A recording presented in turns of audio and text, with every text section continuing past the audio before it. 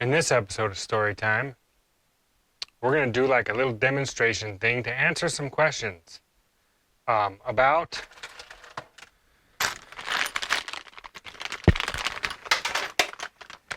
pay no attention to the man behind the curtain. How these go in your exhaust, the exhaust scavenging things. I better get that out of there before I lose it. I don't know what I just lost. Other than my marbles, I don't know. And then this tube and this magnet are going to represent the steering column and shaft, because we're going to answer, probably do that first, answer a question Andy has about shortening his column on his Fargo. So stay tuned. And as Fire Marshal Bill always says, let me show you something.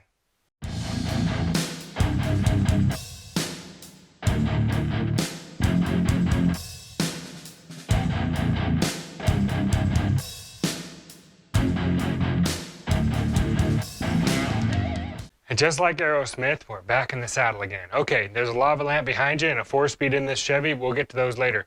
This, I know what you're thinking. What is that concoction? This is actually my lunch. It is a smoothie made of protein powder, hemp powder, chia, cauliflower, frozen rice cauliflower, coconut milk, ice, something else. Can't think of what it is, but there's something else in here. This is really healthy. It's really good for me. It's got my entire Vitamix pitcher might be 1,500 calories. I can make 3 of these out of that. And so doing the math, that equals 500 calories. And this will keep me full all day. We also have some mail to go through. But before we get into that, let's do that first. Where is my handy dandy Leatherman? There's also a story time today. It goes right along with one of these things and this. And I'll get to that in a minute. This came from Mutton Hollow. Man, I used to be better at that game. Hold on, hold please. Oh, it's my steering column. So this carries the cover that goes under the steering column. This thing on a 57 Chevy. This hangs from the bottom of, let me show you, hold on, let me get out of here. This screws to the bottom of the steering column.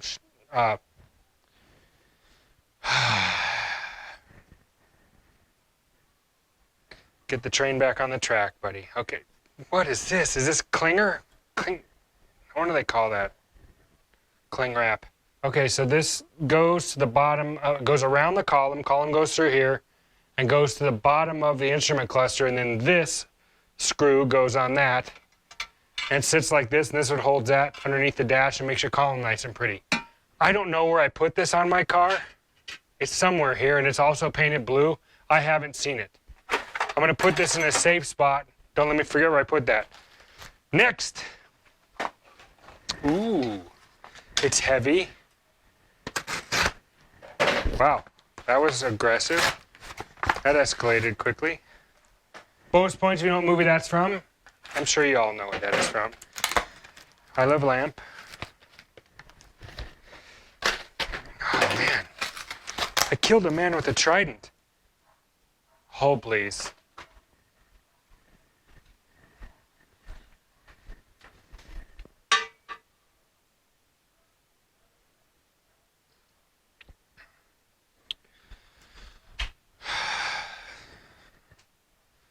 These are supposed to be 3/8 thick and supposed to be for 3-inch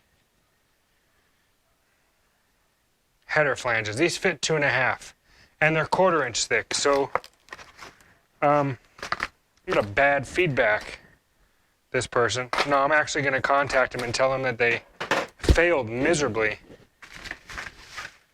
Fred Mott from Peachtree Circle in Daytona Beach, Florida. He makes these for people, sells them on the internet, on eBay, and I think you mispackaged it, buddy. That's what I think. Yep, I think these are mispackaged. I'm gonna have to send those back. I can't destroy that package. I'll send them back anyway. Fail. Bonus points. What is this? This feels like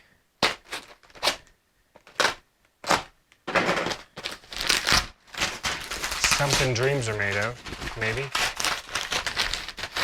Oh yeah. 20 feet, 20 from the A team. So BA and Hannibal. I love when a plan comes together. Oh, this came also from Fred Mott. Fred, buddy. Circle, oh, check this out. FMR. I'm actually surprised. I'm gonna have to call this guy and tell him that he messed up on those plates. I think he just sent me the wrong packaging or the wrong one. So so Fred is part of the A team.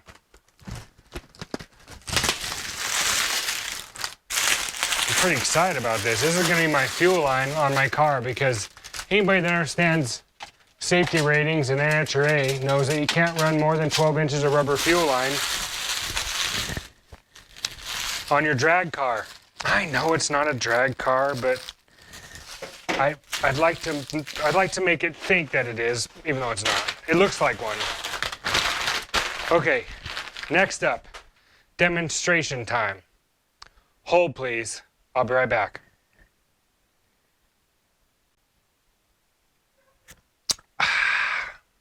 Oh.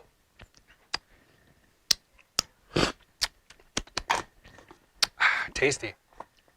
Okay. Let's get into Andy's story, or Andy's version of what Andy needs to do to cut his steering column. So his Fargo is similar to this, in which the column and the box, or the column tube and the box and the column are like one piece. And so on a Tri-5 Chevy, you can take the column tube, and there's like a set bolt kind of a thing on a ring, and you just unbolt it, and the tube will slide after you pull the steering wheel off and all that. This will slide right up off the column rod, and the rod is sticking up like this and has the splines on it. And if your column has a bushing or bearing, it'll ride in a spot like that, and you need this much sticking out. So what you got to do, Andy, is figure out, before you cut your column, take your wheel off and all of your collar and everything, and figure out the distance here to here. I'd put a straight edge across here, or a flat one, and I'd measure straight up, because this is going to be centered in your column probably, to the top of this, because you need to make sure you maintain that. And then this piece down here in the bottom, you need to know how much of this is sticking out. For this probably isn't going to change, because this part is going to be stuck in your column. So when you slide this thing off, you got this shaft sticking out. And you can't very well take a column like this and go, I want to chop 4 inches out of my column right here and just lop it off. I mean, I guess you could, but I wouldn't do it. I mean, you could do it that way. In a spot where there's no holes and all that stuff, you could pick an arbitrary spot and then cut it. But then you got to pull the box out and do it that way, and then put the shaft back together and then the tube back together. And that's kind of a pain. So if you're going to do this while it's in the truck and this thing is sticking out of the column or out of the floor and up through the dash, here's how I would do it. Or I would figure out how much, like I said, how much is sticking out, and I'd figure out that measurement. Then I'd go down here somewhere and I'd take exactly how much out I need to take out. So say I shorten it 4 inches because it's too much. And then I would cut myself a 4-inch, basically a collar, or like I did my shift rods. I sleeved them. So I cut them, and then I cut the sleeve was long, so I sleeved them and slid the sleeve over the seam. So that's what you would do here too, is you'd have your sleeve, the diameter to this, and not too big, so it can't fit in here and has interference. And since the shaft is probably, I think they're like 3/4 on a Chevy or something, I could go measure it. So you'd cut like something with a 3/4 ID. It doesn't have to be very thick. It could be 1/16, it could be, you know, it doesn't have to be very thick at all. It could be 1/8 inch, because that's not only going to increase your diameter to 1 inch, you know, total. You know what I mean? Because you're adding 1/8 and 1/8. You're going to be 1 inch inside of a tube that's probably you know, 1.25 or 1.125, you'll have some clearance in there, and it doesn't wobble around in there. But what I would do is I'd cut it, I'd put it back together, I'd V this out. Now, the trick I like to do with tubing that's straight, or rods like this are straight, I take half by, on something that's small like that, I take half by as thick as I can get, say 1/4 inch angle, half by half angle. And my half by half angle, I'll cut it like 4 inches long or 5 inches long or whatever, however long I need it. I'll cut 2 pieces and I'll sandwich it. I'll just put one on top and one on the bottom, and I'll put hose clamps around it to hold it. And what that does is the length of the V, since there's 4 sides on a piece of angle like this, you have this contact surface and this contact surface, and the length of it, you know, basically going on top of your pipe like this, or on the bottom of your rod like that. And so sandwiching it, it keeps it so it can't move. If you can sandwich it like that, it clamps it that way. So now you don't get a bend in the middle. It'll stay straight. And then tack it. And then you can move it over in the half by half. As long as your tacks aren't too big, you can set it over the top of your tack and then reset and then do 4 again. And then now you've got your V'd out slot and your shaft is straight. Don't read this, we're not going in the gutter on this one, we're serious.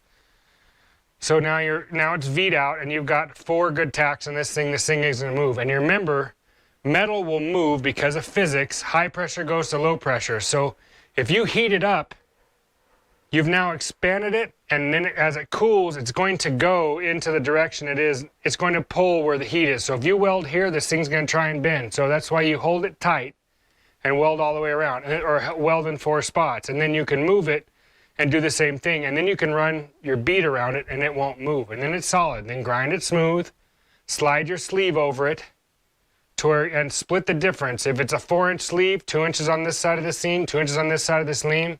And if you want to be really trick, you can drill some like 3/8 holes in your sleeve and then plug weld it all the way around. But do the same thing. Plug it here, plug around and move it. And then you can weld the end solid. And then you got a nice solid sleeve shaft that is way stronger than it was originally. And then your tube is just cut it down where it's not going to be.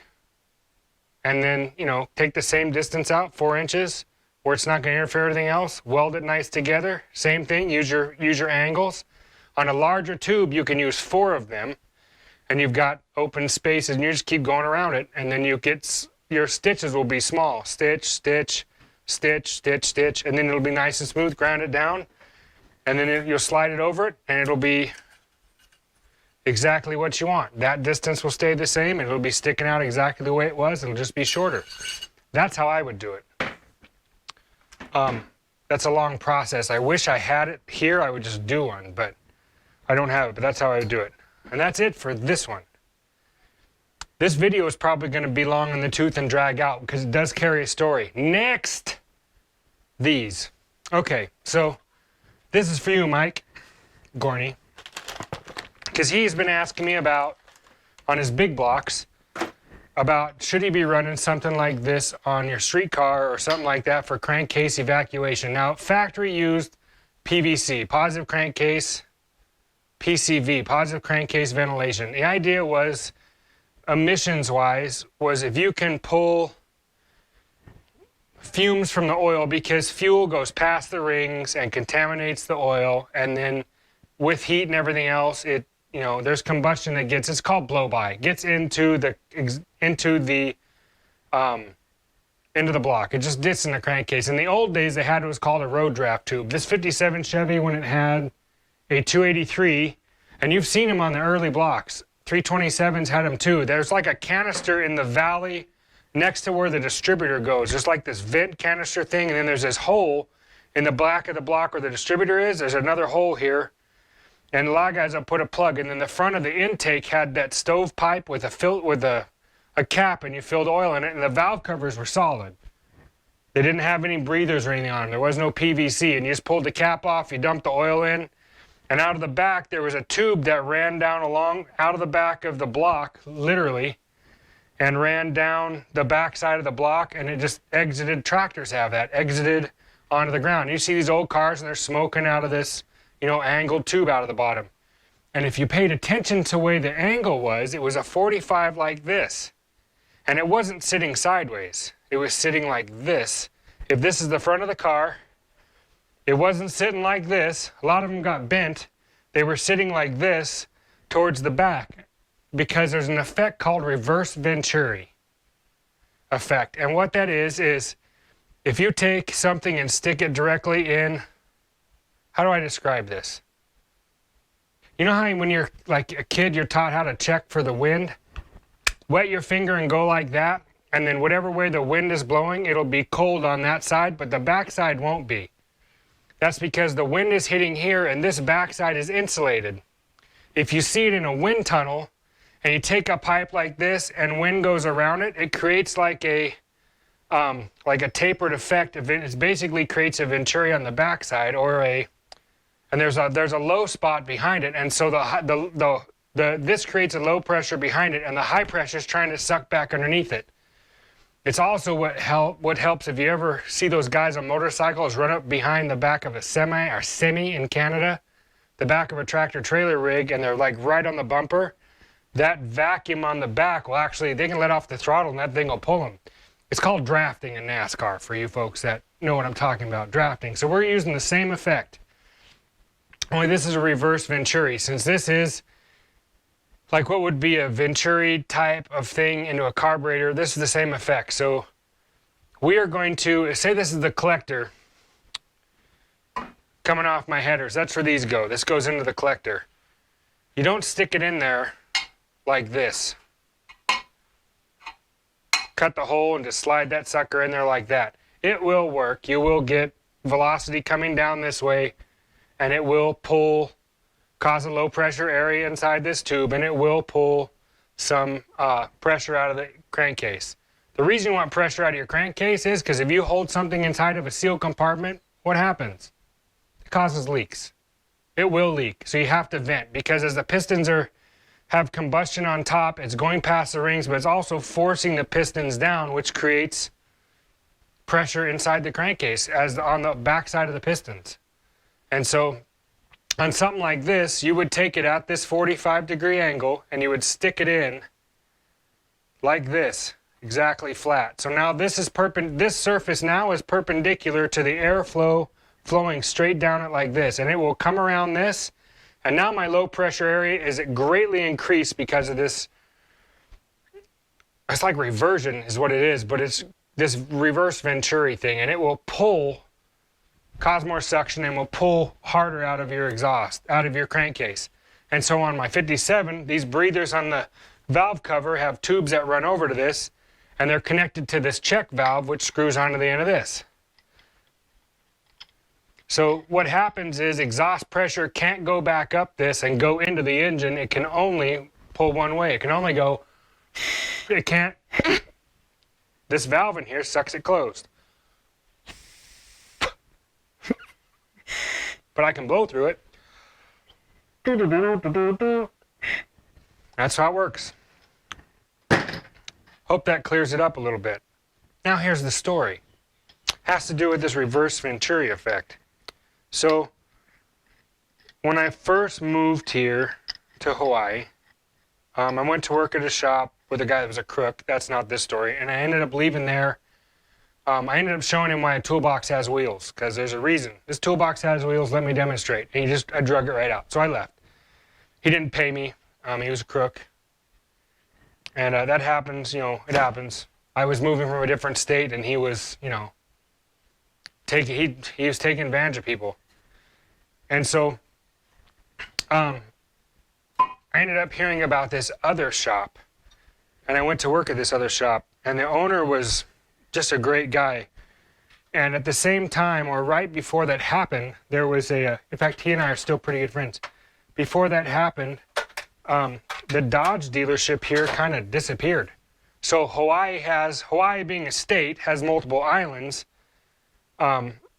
Dodge just looks at, there's warranty departments and dealerships in all the states. So if you can't get to the Dodge dealership in your town, there's a town 20 miles away or 40 miles away, drive to it and they'll handle your warranty over here. Well, over here, the dealership over here that would handle Dodge warranties was the only one on this island. The next one over was one in Honolulu, which is 59 miles away or whatever. And the warranty department's, well, can't you just drive to the other one in this other city? And they have like 3 or 4 dealerships over there. And we're like, yeah, I could drive across water, sure. Well, they didn't get that. So what had to happen was Dodge had to do something interesting, was they had to sub out warranty work underneath the main dealership on the other island of Oahu. They subbed it out to a shop here, which coincidentally ended up being the shop I went to work for. And so I headed to this shop, and we worked on we were the warranty department for Dodge. We were kind of like the redheaded stepchild, because they didn't really want to acknowledge that we were working on stuff, and they weren't really that helpful. And I got involved, and we ended up with a couple of projects that were kind of a pain, and it would get escalated. And that's the way it works in a dealership, is it's like a level 1 tech, and you contact the tech department, and then you got like this tech guy. And if that doesn't work, they escalate it up to the next level, and that tech goes, and then it goes on and up and on and up. And if it ends up being like a unique problem, it gets escalated up to like a regional guy, and then that regional guy, he passes it on to whoever is in the head guy over that department, kind of a thing in the manufacturer. And this one particular incident ended up being about a 2007 Dodge pickup truck, 3/4 ton, Cummins, no big deal. But the guy that owned this truck, his check engine light kept coming on. And the code had to do with the exhaust pressure differential system. So basically, in the diesels, they have a DPFE, which is a differential pressure, whatever, blah, blah, blah system. So basically, you have a filter in your exhaust. Like a catalytic converter in a gasoline vehicle, they have a DPF filter to like catch soot and all sorts of stuff in the diesel. And now they use that blue DEF stuff to like kind of help that along, and then they regen and they just get really hot and burn that stuff off. But in 2007, and this is 2013 when I was working there, so this truck was 2007, had a check engine light coming on, recurred. Every week it would come on and stay on, and then would never go off. The dealership would shut it off, and so this little shop inherited this problem. And what we found out was the guy lived at, say, 7,000 foot elevation. But every day he towed his fishing boat down to the harbor, which was at 0, and then would put the boat in the water and then go fishing all day, and then come back, fire the truck up at 0 elevation, and then drive it back up the side of the volcano all the way past my house and on up higher to 7,000 feet or 7,200 or wherever he lived, and shut the truck off. He did that every day. So if you know anything about atmospheric pressure and stuff like that, at elevation it changes. It gets less and less at elevation, and you know, more and more lower, you know, and it just changes. And so, do I have that right? You know, there's a differential, there's a pressure differential between 0 elevation and 10,000 feet or 7,000 feet. And so this Dodge diesel, there's 2 stainless tubes, and they go basically in front of the catalytic, or in front of the DPF filter and behind the DPF filter, and they run up to the sensor, and the sensor has 2 ports. And what it does is it measures pressure in this port and pressure in this port, which coincides with pressure in front of the filter and pressure behind the filter. So what they're looking for is there should be, just like high pressure, low pressure, that obstruction, there should be lower pressure in the pipe back here behind the filter than there is in front of the filter. Because, and there's going to be some back pressure, obviously, from stuff going through this restriction. And so in a normal driving, normal world or whatever, that's not really an issue. What they're looking for is if the 2 pressures equalize or show close to equal, that means that filter is hollowed out and it's not doing its job, which is an emissions issue. And then, you know, it just throws everything out, which is the whole reason why everything has to be regulated, is for emissions. They don't want vehicles polluting the air. And I don't either, actually.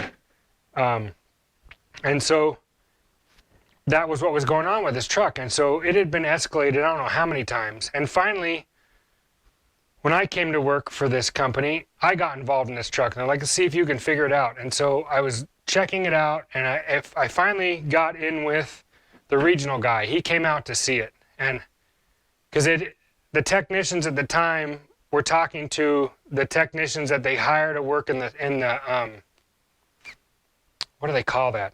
Basically tech help. It's like a technician's resource.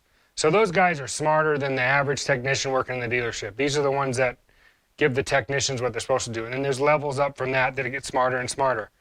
And that's what they're paid to be. So mostly what was going on is everybody in these shops, especially our shop, not trained Dodge mechanics, would call in and talk to this guy, and these guys would smarter than everybody, than the average bear, and they would tell them what to do, and these guys would try it, and they'd shut the light off, and sure enough, it'd be gone. A week later, it'd come back on. And this owner had been going through this since 2007. So by 2013, this is 6 years, this guy is he's super, super patient, but he was kind of like over it a little bit. And so the main rep, it hadn't escalated up enough for this to throw any flags because it couldn't get past the first or second level. I got involved, and you know, I'm smarter than the average bear, and I'm kind of know what these guys are talking about, so I'm explaining it to them in a different language than the normal technicians did. And so now we're getting deeper, and I'm over the top of this guy's head. So then he goes, let me escalate. So it escalates up to this guy. Same thing. He says, try this. I'm like, look, man, I'm past where you're going. Like, I'm out there somewhere. So get me someone that's out in the stratosphere, you know, thinking about this. You know, I know you're trying all these things, but this is not a common problem that you're running into. This is something that has to do, I think, with elevation. And so it ended up escalating to this guy. I'm just going to say his name is Dave. I won't give you his full name. And his job, he works for Dodge. His job was he is the counterpart. So if there's yin and yang, he is the yin of Dodge, and the yang is the other part in Cummins, his counterpart in Cummins, which is in the engineering department, R&D, for Cummins, who developed the six-cylinder. At this time it was a 6.7? I don't remember, I think 6.7. It was the one that had the really crappy turbocharger that had the variable vanes that would get sooted up all the time because people used them for cars and then actually take them out on the highway and the turbos would plug up. That happened a lot too because, you know, our speed limit's 35 and you're never going to put a truck under load. Anyway, that's beside the point. So then it developed to this guy, Dave. And Dave and I would talk and ask questions and stuff. We'd get back and forth. So it got to the point where he gave me his cell phone number. And so we'd be kicking around ideas, and he'd be on his couch on the mainland somewhere. I'd be at work at like 5 o'clock, leaving, and it'd be like 11 or 12 o'clock at night. He'd be on his couch, you know, sitting there or laying on his back or because his back hurt or something all day. And we'd just be kicking stuff around. And I got this idea that I wanted to build a manometer. And he's like, how are you going to do it? I said, I'm going to use a 1/4-inch clear tubing, and I'm gonna do like 30-inch off a board and 30-inch off this board. I'm gonna build a U. So basically, a manometer is a vacuum source that pulls through what's called a water column, and there's water on both sides of the column. So it's the top of this column. It makes a loop. It starts at 30 inches, it goes down to 0, and then it makes a loop and goes to the next one. And this one starts at 0 and goes up to 30. And then this one is open to atmosphere. But the two columns are filled exactly between each other of exactly 30 inches, 30 inches. So plus this bottom piece. So if vacuum moves, it moves this way and will pull, basically it would pull it more into the tube and pull this one down. And that will tell me how much differential I have. And so I had built 2 of them and I hooked them into each lead on this thing in the exhaust. I didn't care about the sensor. I wanted to see what it would do. So I actually hung it out the passenger door so I could see it as I'm driving down the road. I'm watching this thing, throttle it, and I drove up the top of the highway and back down, and I'm watching the column move. And you know what I saw with the elevation change? I saw that thing actually equalize. Yeah. So the pressure I was getting in the pipe and the pressure, atmosphere pressure outside, which what it was doing, because the exhaust flow is going on, and as the exhaust is leaving the pipe, the pressure outside was changing, and the exhaust could push more, which meant this was going, and so the pressure differential was equalizing out, and that's what was kicking the light on.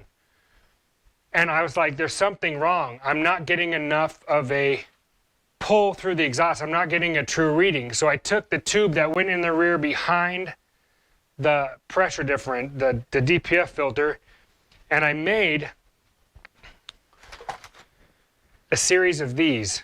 So I had a metric size stainless pipe, and I used 1/4 inch steel pipe.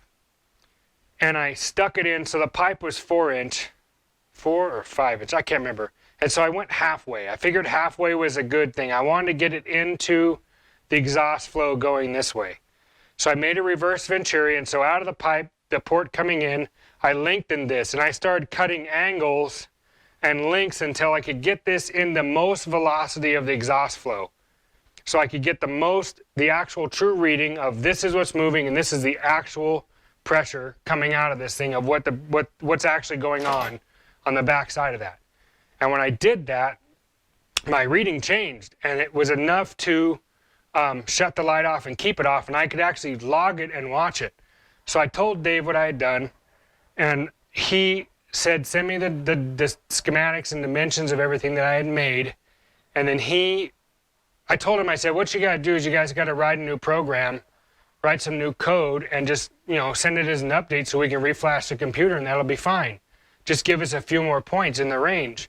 And he said, the truck's a 2007. We're not going to write and 2007, I think, was like the lifetime warranty year where they kept warranty for lifetime. He's like, we're not going to write a whole new code for that particular truck for only high altitude vehicles. I mean, of all the trucks we've made, let's say we made, 500,000 trucks.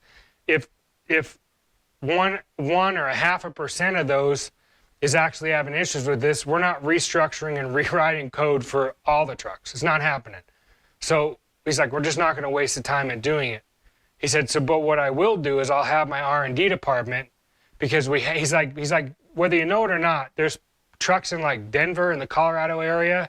There's trucks in other higher elevation states that are having the same exact issue. He's like, and you just figured out what it took to fix it. He said, and I can never give you credit for it. And I said, that's okay. I don't need it. I don't want it. I just want to make sure that this guy doesn't have any issues anymore. He's been here too long.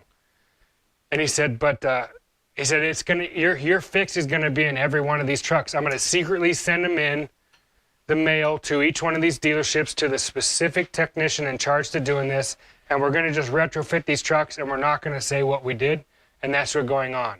Which now I've probably just ruined all of that, because I probably shouldn't have told. So forget you heard about this story, but that's how I learned, and that's what I was doing with applying this reverse venturi effect. And it was really fun. I had a blast doing that stuff. And man, I wonder what Dave's doing right now. He's probably still working for Dodge, probably now Ram, and he's probably still the same counterpart with the engineer over there with Cummins. But Andy, I hope this helped you out. And Gorni, I hope that answered your question for why you would need it instead of a PVC system. I don't think you're going to, with a low vacuum system, you only have vacuum, your highest amount of vacuum with an engine is going to be at idle or when you let off the gas. Is going to be the highest amount of vacuum. And so if we're cruising our hot rods around and we have gigantic camshafts with a lot of overlap and our vacuum at idle is like 10 inches, we're not going to pull a lot of pressure out of our crankcases or a sufficient amount to keep them from leaking. So on a street car, if I really wanted one of these, because you do have some velocity through your exhaust and you do run it, this is what I would do. It's what I'm going to use. It's a race car setup. It's either that or you build a big vent in the valve covers like these do. Let me pull these out again. This is actually off an alcohol blower car, which is what that motor was originally. This is I think it's -16, this fitting. So this is 1 inch and something else. So what this would do is this would go to a catch can, like a 2-quart catch can with a filter, and it would be open to the atmosphere. And this thing would essentially be like a road draft tube. It would just sit there and vent and allow this much, as the pistons are going out, it just would push pressure. And if it caught any oil, because there's going to be oil vapor, mist coming through this, it would catch it in this can, and you would just drain it out after enough time. Which I was going to do that on this car, but I couldn't find a catch can without having to build one that would fit 1-inch nipples. They just don't make them. They make like Dash 12, I think was the biggest, but they're small. So I didn't want to have 2 of those and some filters going on. So I'm gonna do it this way. That's your other options. Anyway, hope you guys enjoyed it. I enjoyed telling you this story. Brought back some memories. It was a fun time. I like the R&D stuff. One more thing. Rocket Groot and I want to wish you guys a happy Saturday, and may the 4-speed be with you. Because, yeah. And thanks for everybody that's putting lava lamps up. It's, man.